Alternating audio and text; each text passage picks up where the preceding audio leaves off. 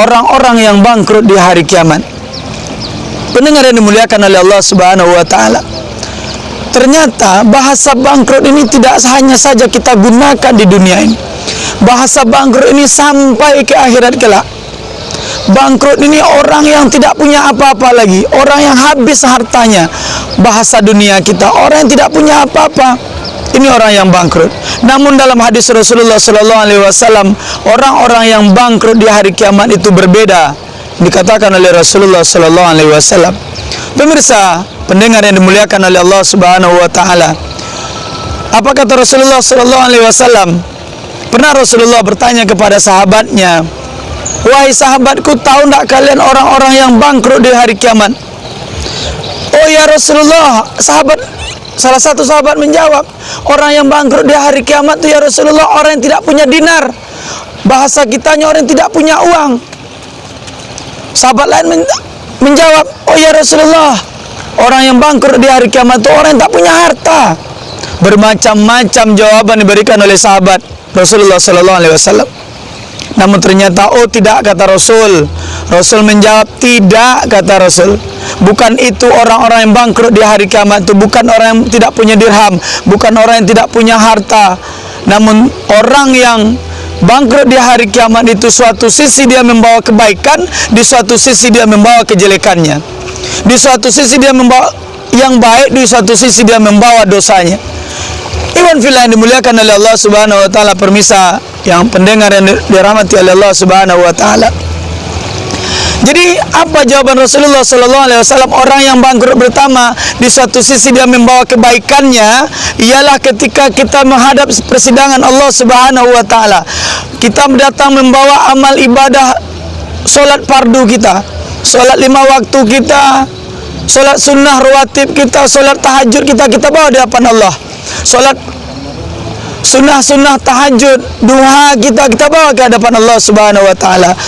Puasa Ramadan kita, puasa Senin Kamis kita hadapkan kepada Allah. Sedekah kita, haji kita, umrah kita, suatu sisi kita membawa kebaikan, tapi di suatu sisi kita membawa kejelekan. Apa kejelekan kita? Mungkin pernah kita mencaci maki orang, pernah kita memfitnah orang, pernah kita memakan harta orang secara zalim. Suatu sisi membawa kebaikan, di suatu sisi membawa kejelekan kita. Ini orang yang bangkrut di hari kiamat. Maknanya apa disampaikan oleh Rasulullah sallallahu alaihi wasallam? Yang pertama, iwan fillah dimuliakan oleh Allah Subhanahu wa taala. Orang yang bangkrut di hari kiamat yang pertama, ketika kita menghadap persidangan Allah, kita mengaku kita sedang dihisab, kita sedang diperhitungkan oleh Allah. Ya Allah, ini aku bawa semua amalan solat wajibku ya Allah, solat farduku ya Allah, solat sunnah rawatibku ya, ini aku persembahkan untukmu ya Allah. Sebelum Allah memberikan penilaian pahala terhadap kita, datang dari belakang kita, stop ya Allah, stop Tuhan. Ada orang yang menuntut di belakang kita, yang dimuliakan oleh Allah Subhanahu wa taala. Ada yang menuntut di belakang kita, yang dimuliakan oleh Allah Subhanahu wa taala. Tunggu ya Allah, memang si fulan hidupnya 50 tahun di dunia, solat fardunya, solat sunnahnya dia kerjakan semuanya, tapi di dunia ya Allah dia pernah mencaci makiku ya Allah. Orang menuntut di belakang kita. Betul kata Allah, betul. Apa yang terjadi? Wan filan dimuliakan oleh Allah Subhanahu wa taala. Yang terjadi, berikan amal ibadah solatmu semuanya kepada orang yang pernah kau caci maki di dunia. Yang pertama, orang yang bangkrut dan filan dimuliakan oleh Allah.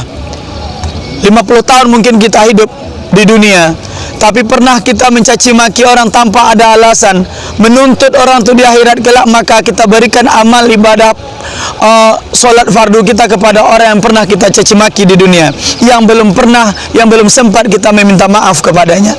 Ini orang yang bangkrut yang pertama.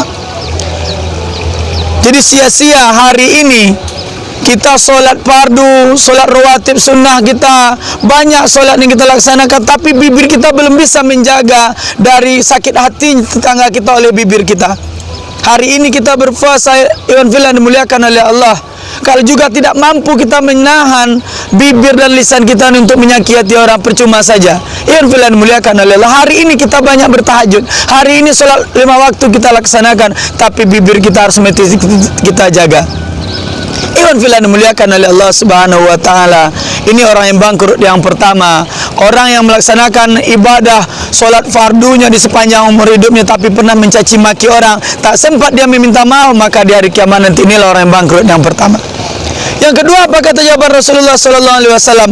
Orang yang bangkrut kedua ketika kita menghadap di persidangan Allah, ya Allah, ini aku suguhkan puasa Ramadanku ya Allah, 45 tahun aku hidup ya Allah, ini puasa Ramadanku ya Allah, ini puasa Senin Kamisku ya Allah, ini puasa awal bulanku ya Allah, ini pertengahan bulanku ya Allah, ini puasa 3 hari di akhir bulanku ya Allah. Kita persembahkan kepada Allah seluruh amal ibadah puasa kita. Namun ternyata sebelum Allah menilai, memberikan pahala kepada kita, stop, tunggu ya Tuhan, ya Allah tunggu. Memang si bulan puasa Ramadan ini tak pernah tinggal, Senin Kamisnya tak pernah tinggal, tapi di dunia dulu ya Allah dia pernah memfitnahku ya Allah, tercoreng mukaku ya Allah, malu aku keluar rumah ya Allah, seseorang menuntut dari belakang kita. Iwan filan muliakan oleh Allah. Betul kata Allah, betul. Berikan seluruh amalan puasa Ramadan.